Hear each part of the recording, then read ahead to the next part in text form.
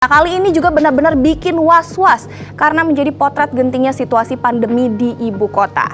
Wisma Atlet penuh, bahkan satu tower lagi sudah dibuka dan per kamar kini harus diisi 3 tempat tidur. Ini mungkin inliners dan juga Aspu juga bisa membayangkan sih bahwa bed occupancy rate atau tingkat keterisian tempat tidur di Wisma Atlet saat ini sudah 86%. Hampir penuh. Jadi, ya.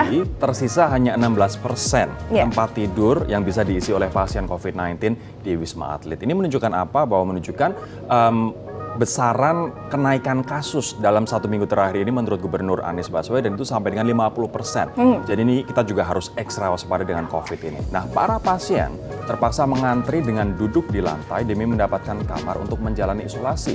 Ini benar-benar harus ekstra waspada dan juga super disiplin dalam protokol kesehatan. Yuk kita lihat dari Wisma Atlet.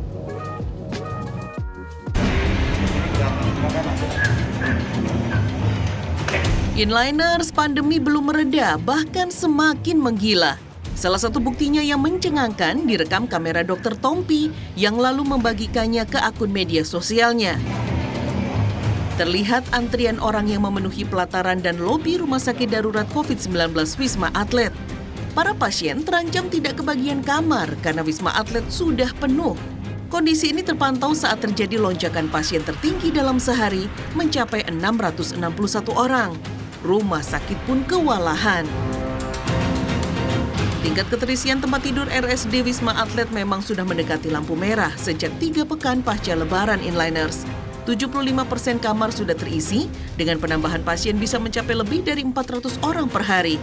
Masalah baru pun sudah menanti kalau lonjakan pasien terus terjadi. Apa itu? Yaitu paceklik stok darah.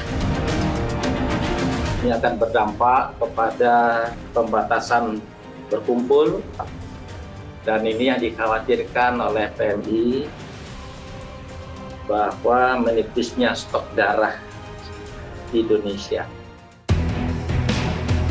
RSD Wisma Atlet pun harus menyiasati kondisi ini dengan menambahkan kapasitas tempat tidur.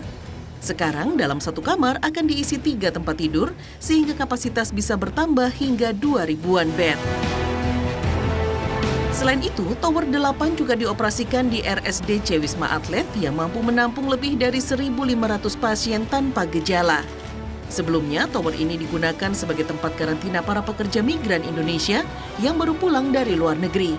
Wah, kita harus benar-benar patuh prokes inliners.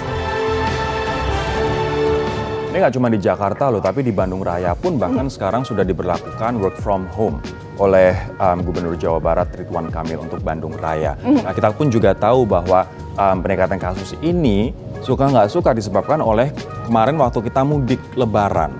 Mudik lebaran walaupun sudah disekat, walaupun sudah diupayakan oleh pemerintah, tapi tetap aja kita bisa lolos karena orang Indonesia saking kreatifnya. Ya, pengen pulang kampung ya. Pengen pulang kampung dan akhirnya kemudian dibawa balik ke kota tempat bekerja dan juga akhirnya menularkan ke banyak orang. Dan bahkan sekarang peningkatannya sampai dengan 50%. Wah, kita harus jaga kesehatan banget seperti cuitan Dr. Tompi, katanya jangan sampai kita sakit COVID karena dapat ruangannya susah. Dapat ruangannya susah dan sekarang udah ada nih varian dari India, varian Delta yang jauh lebih cepat menular, jauh lebih mematikan. Mesti ekstra waspada.